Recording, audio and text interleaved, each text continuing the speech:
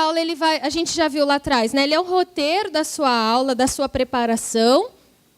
Nele você vai colocar os objetivos, o conteúdo, o versículo-chave. Essa parte não tem na apostila, mas escrita igual está aqui, mas tem um pouco no finalzinho aí desse item 4. Metodologia, atividade e observações. Passa mais um, Samuel. O que é meu objetivo naquela aula? É aquilo que eu quero que os meus alunos saibam ao final da aula. Então, quando eu vou escrever o objetivo, eu sempre começo com um verbo no infinitivo. Quais são os verbos no infinitivo, meninas? Vocês lembram da aula de português ainda? Não? Aqueles que terminam com ar. Citar, enumerar, justificar, conhecer, pode ser também. Comparar, elaborar, julgar, questionar, descrever. Então, eu começo com a frase. Penso ela na minha cabeça, que ao final dessa aula, os meus alunos sejam capazes de... Aí eu escrevo no papel o complemento. Essa frase ela só tem que estar na minha cabeça. Então, eu estou ministrando sobre Noé e eu quero que os meus alunos saibam, ao final da aula, que Deus deseja salvar as famílias. Então, eu penso lá, que ao final da aula, os meus alunos sejam capazes de, e escrevo aqui, conhecer o amor de Deus para com as famílias. Buscar a Deus pela salvação da família. Dá para entender? A gente vai ver um modelo preenchido. Mas isso é o meu objetivo. Sem objetivo, eu não chego em lugar nenhum com a minha aula. Quando eu tenho um objetivo claro, se o meu objetivo é que os meninos entendam, entender que Deus deseja salvar as famílias, vamos trabalhar hipoteticamente nesse.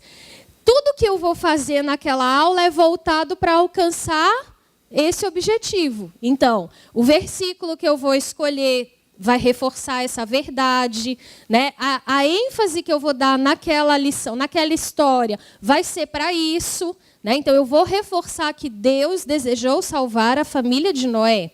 Não apenas Noé, mas a família dele. O louvor que eu vou escolher, ele pode ter ligação com isso. Tudo vai sendo costurado a partir do objetivo. Continua. O conteúdo é o tema da aula. Para eu chegar nesse objetivo, entender que Deus deseja salvar a família, qual é o tema que eu posso trabalhar? Eu posso falar sobre Noé? Eu posso falar sobre o carcereiro lá que ficou apavorado e os discípulos disseram para ele, crê no Senhor Jesus, será salvo tu e a tua casa? Posso. Então, eu vou buscar na Bíblia, isso pensando que o cronograma não veio pronto. Quais são os temas que me permitam tratar daquele objetivo? O caminho começa por aí. Se eu for contar uma história bíblica para abordar o tema, eu vou colocar a referência, né, no meu planejamento. Qual é o trecho da Bíblia que eu usei?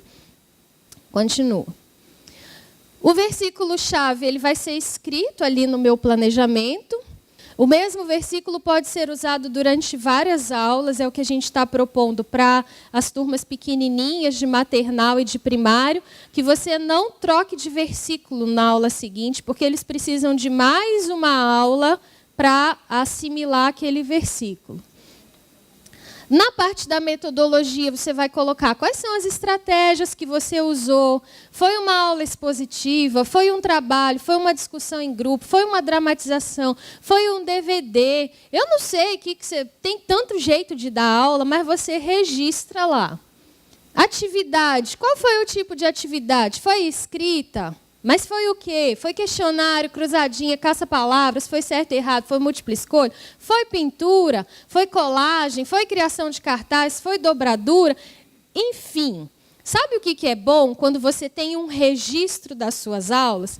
É que se você tiver um caderninho com isso tudo escrito, tem como você voltar e ver o que você tem feito. Porque não precisa de passar pelo constrangimento da criança mesma lhe dizer assim... Ai, professor, eu não aguento mais colorir na sala de aula. Todo dia colorir, todo dia colorir, todo dia colorir. Isso quando não é a famosa folha branca, né? Qual a atividade de hoje? A folha branca. O que é para fazer, professora? Faz um desenho do que você entendeu da aula. Amiga, atestado de que não preparou a aula. Esse aí é triste. Com o mundo da internet, não dá, não. Então, você tendo esse registro, você mesma pode avaliar. Nossa, olha sobre o que eu já falei aqui, quais são os objetivos que a gente já alcançou com essa turma, por quais temas a gente passou. O plano de aula ele fica também como registro da memória daquela turma, daquilo que ela já aprendeu.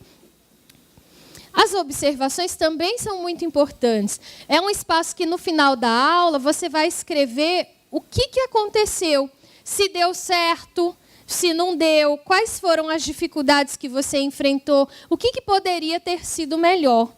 Com esse registro, você tem condição de melhorar e não cair no mesmo buraco de novo. Você faz uma coisa que dá muito errado. Se você registra, você tem como corrigir ela na próxima aula. Sugestões que eu dou. Tem algumas igrejas aí que é uma professora polivalente. É ela que dá todas as aulas em todos os cultos, porque ela é filha única no Ministério Infantil. Mas tem outras igrejas que são muitas professoras.